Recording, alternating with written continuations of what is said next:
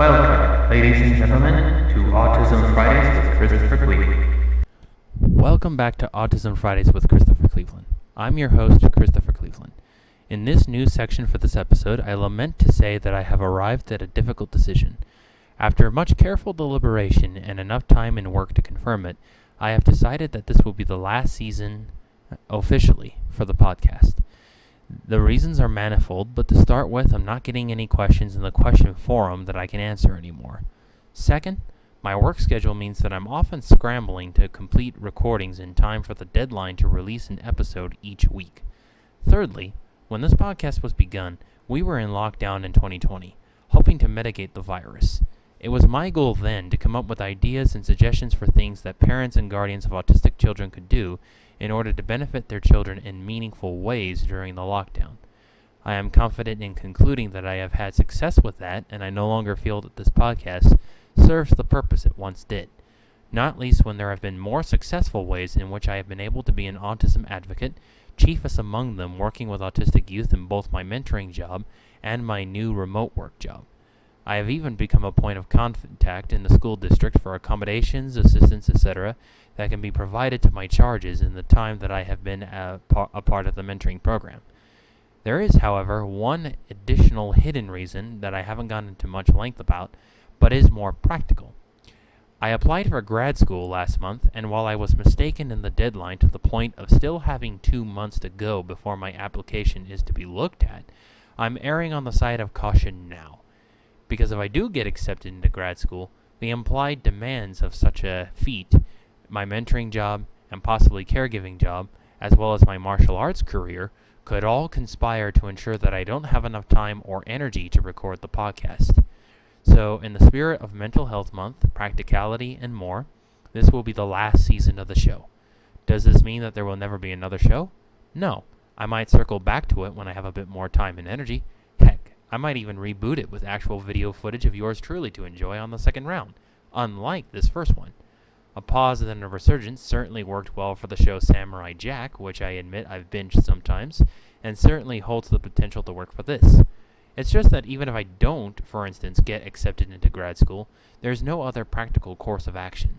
I realize this news may be troubling to some and a welcome relief to others, but that is the final decision. I'll decide as well if I want to conclude the season at the end of the month, or go the full 9 yards like I have in the previous 2 seasons, then let you know hopefully on the next program. Oh, and I've become less exclusive to children on the autism spectrum for my original target demographic, which I can already interpret as a potential sign of desperation for views if this keeps going any longer. So, on that delightful note, the topic of discussion for today after the break.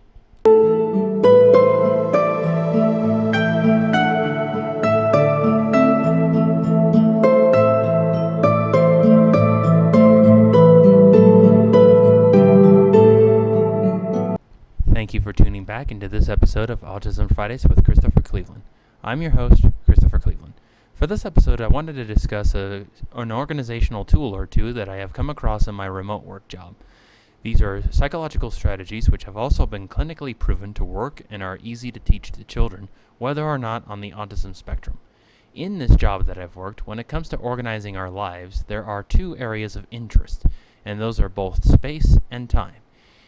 To be clear, this does not mean being able to manipulate the space in the whole universe, nor all time. I will examine the time side of it next time, but for today, to give you an idea of what we teach, I'll teach the space one first.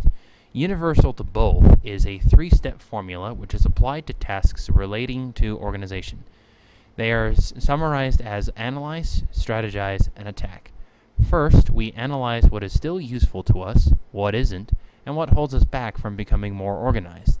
Then we use 2 strategies, one of which is called the kindergarten model, as it's named after the idea that kindergarten classes that are run effectively have everything clearly labeled, locations and tasks defined, etc., so that it is painstakingly clear even to a kindergarten child. Then we quote-unquote attack it or set out to do it and do the changes that we need to do. When we want to organize space, there is also a set formula which uses the word space as an acronym and names the steps. Getting off on a tangent for a little bit, a fun fact on acronyms is that any group of abbreviating letters which can spell out a word is an acronym. NATO, DARE, UNICEF, even space in this context are acronyms. To make a censored version of a George Carlin quote, CIA, FBI, and KGB are not acronyms. They're just jerks. In our acronym, that said, the S stands for sort, so you go through each possession and similar items. The P stands for purge, which should speak for itself. You purge the things you no longer need or the tasks you don't need to do. After that, you assign a home to the items and tasks that you still need to do, then contain all items in any containers that help you keep them separated from each other until you have need of them to be together. Finally, we equalize the system by maintaining and updating it once we have found a system for ourselves. The trick is to establish one that for you that works for you and those who live with you, and be rigorous in maintaining it as much as you can. Harder to do with young children, I realize, but that's what makes it all the more worthwhile, especially if you can get them involved in the process of maintaining it themselves. After the break, our meditative section of the week.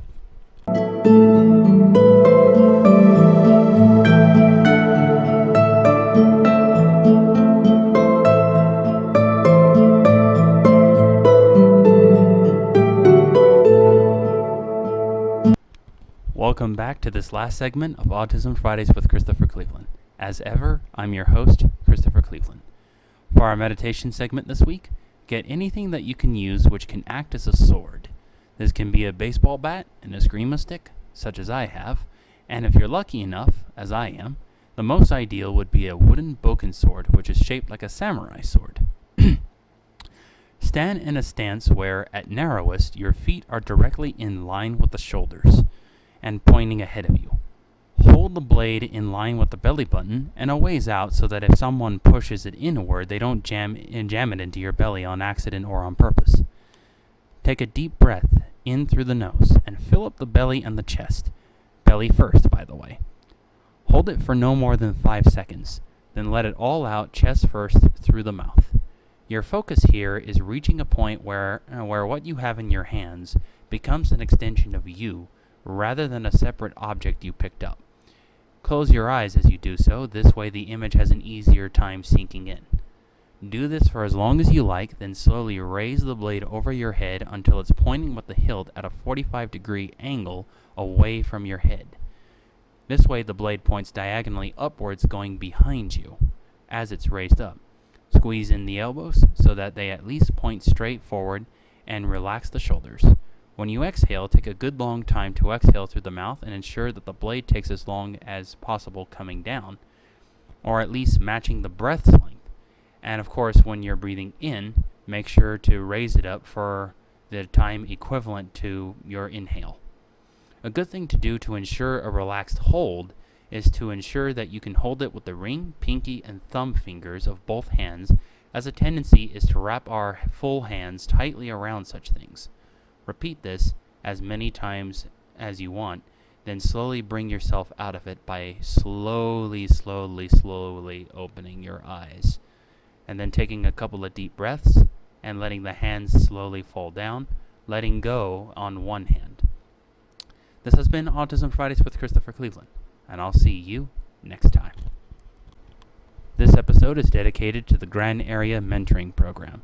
Their purpose in existence is providing one-on-one relationships between volunteer adults and at-risk youth who are at risk for various problems stemming largely from their impoverished settings. For 1 hour a week, an adult will meet with an at-risk child who has been selected for them by the program and act as essentially a friend. I've been privileged to have been on the crew since 2019 and aim to keep going for the long haul. You rock, guys. Be safe out there.